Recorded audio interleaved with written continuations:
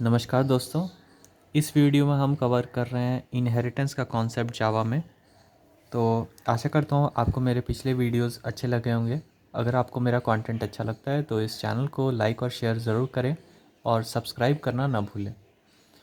तो चलिए बढ़ते हैं इनहेरिटेंस की तरफ।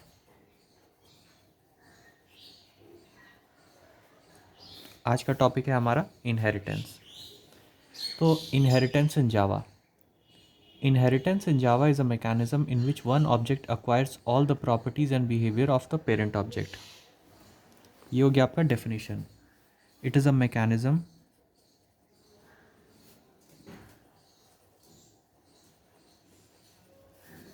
in which one object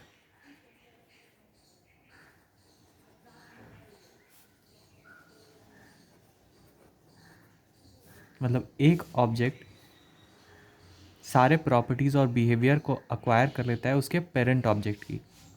it is a mechanism in which one object acquires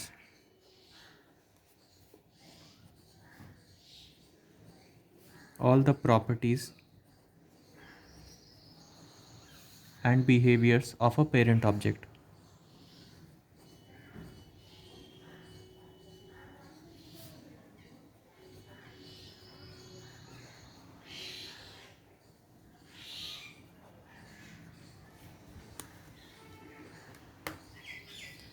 it is an important part of OOPs concept. तो ये ऊप्स कॉन्सेप्ट का एक बहुत ही इम्पॉर्टेंट पार्ट है। Similar to inheritance other OOPs concept हैं आपके encapsulation, polymorphism, abstraction, जिसे हम आगे की वीडियोस में कवर करेंगे। The idea behind inheritance in Java is that you can create new classes that are built upon existing classes. तो बेसिक आइडिया क्या है इनहेरिटेंस का? सपोज़ आपने एक क्लास बना के रखा है और आपको एक न्यू क्लास बनाना है जो कि बेस्ड हो आपके एग्जिस्टिंग क्लासेस के। When you inherit from an existing class, you can reuse methods and fields of the parent class. तो सपोज़ आपने एक क्लास बना के रखा है और आपको दूसरा क्लास बनाना है। आप अपने प्रीवियस क्लास या एग्जिस्टिंग क्लास, जिसे हम पेरेंट क्लास बोलेंगे, उसके मेथड्स और फील्ड्स को यूज़ कर सकते हैं अपने नए क्लास में। More over you can add new methods and fields in your current class also. तो आपने आपके प्रीवियस मेथड, आपके पेरेंट मेथड के आपके पेरेंट क्लास के मेथड्स और फील्ड्स को आपने इनहेरिट कर लिया है और उसे यूज़ कर लिया आपके नए क्लास में। साथ ही साथ आप कुछ और नए फील्ड्स और मेथड्स यूज़ कर सकते हैं अपने करेंट क्लास में और चाइल्ड क्लास में। तो why use inheritance in Java? उससे पहले हम देख लेते हैं Java inheritance represents the is a relationship which is also known as parent child relationship. तो ये होता है आपका इज़ ए रिलेशनशिप, जो कि पेरेंट चाइल्ड रिलेशनशिप होता है। सपोज़ आपका एक क्लास है ए और आपका एक क्लास है बी। ए के कुछ फील्ड्स और डेटा मेंबर्स और मेथड्स हैं। तो हम ए को बी से इनहेरिट कर सकते हैं और इसके डेटा मेंबर्स और मेथड्स को यूज़ कर सकते हैं। साथ ही साथ हम अपना भी डेटा मेंबर्स और मेथड्स को यूज़ कर सकते हैं, ऐड कर सकते हैं। तो ये इज़ अ रिलेशनशिप हो गया, जो कि पेरेंट चाइल्ड रिलेशनशिप हो गया। तो देख लेते हैं why use inheritance in Java. इनहेरिटेंस को हम क्यों यूज़ करते हैं?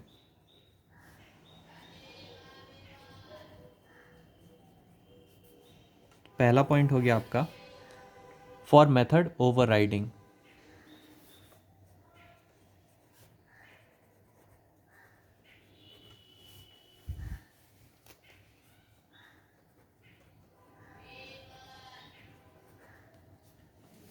सो run time polymorphism can be achieved. तो रन टाइम पॉलीमॉर्फिज्म अचीव करने के लिए हम मेथड ओवरराइडिंग यूज़ करते हैं। और दूसरा हो गया code reusability.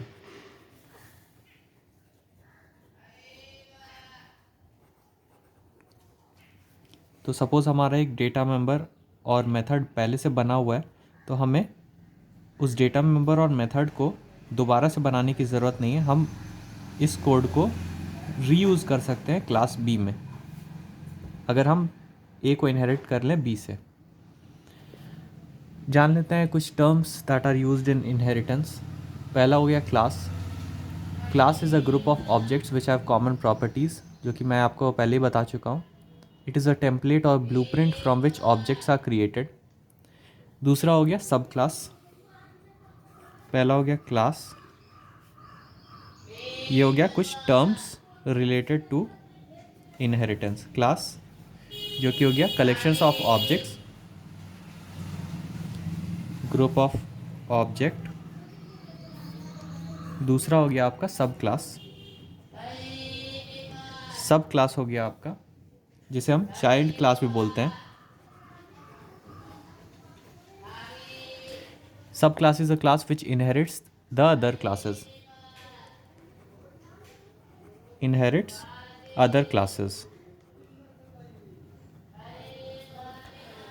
It is also called derived class, extended class और child class.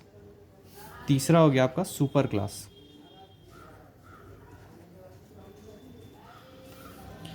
Super class is the class from where a sub class inherits the features. मतलब इस केस में आपका ए हो गया सुपर क्लास और बी हो गया आपका सब क्लास, जिसे हम पेरेंट क्लास भी बोलते हैं। It is also called base class और पेरेंट क्लास, तो इसे हम बेस क्लास भी बोल सकते हैं। चौथा हो गया आपका रीयूजेबिलिटी।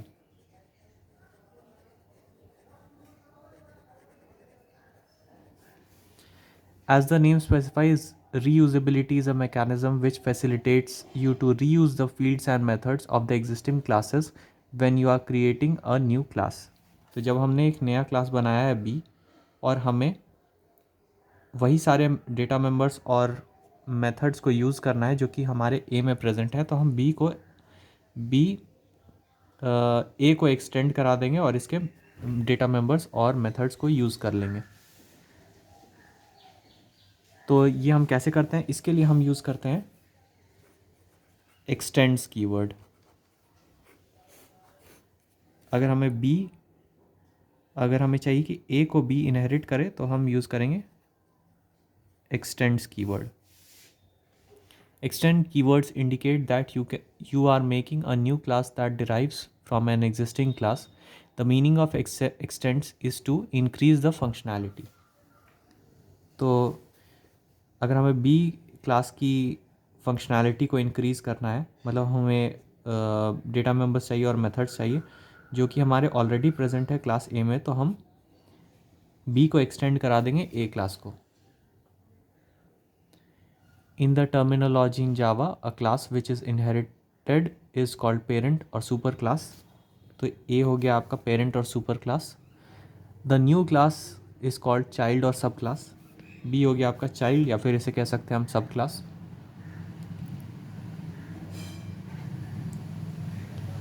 तो इसे कवर करते हैं हम एक एग्जाम्पल से।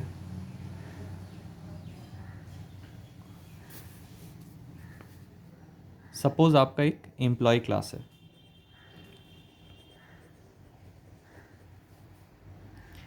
जिसमें फील्ड है सैलरी, फ्लोट टाइप का है। एम्प्लॉय क्लास है जिसमें फील्ड है सैलरी। हमारा एक प्रोग्रामर क्लास है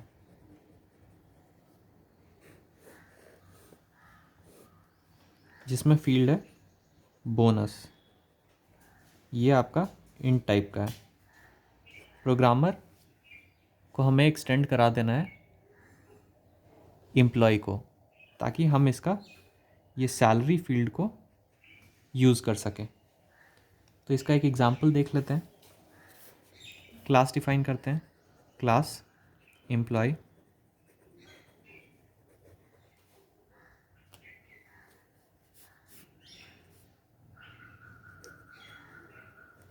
सैलरी है फ्लोट टाइप का, सैलरी 40,000। क्लास बना लेते हैं प्रोग्रामर। अब हमें प्रोग्रामर एक्सटेंड करेगा एम्प्लॉय क्लास को, जैसे कि हमने ये डायग्राम बनाया हुआ है। तो इसके लिए यूज़ करेंगे एक्सटेंड्स एम्प्लॉय।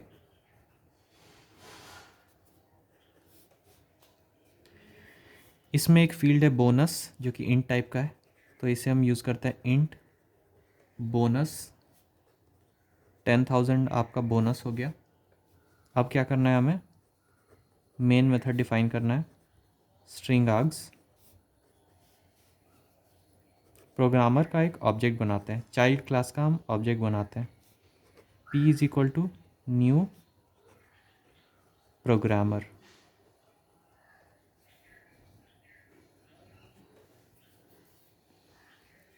अब क्या करना है, प्रिंट कर देते हैं सैलरी और बोनस।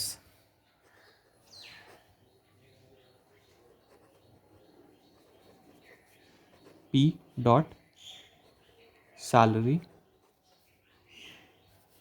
हमने चाइल्ड क्लास का ऑब्जेक्ट बनाया और चाइल्ड क्लास जो प्रोग्रामर है वो एक्सटेंड कर रहा है एम्प्लॉय को। तो अगर हम ऑब्जेक्ट डॉट करेंगे तो हमें ये सैलरी फील्ड अवेलेबल हो जाएगी। तो सैलरी की वैल्यू हम ऐसे प्रिंट कर सकते हैं, और p डॉट बोनस अगर हम करेंगे तो ये हमारा बोनस प्रिंट हो जाएगा।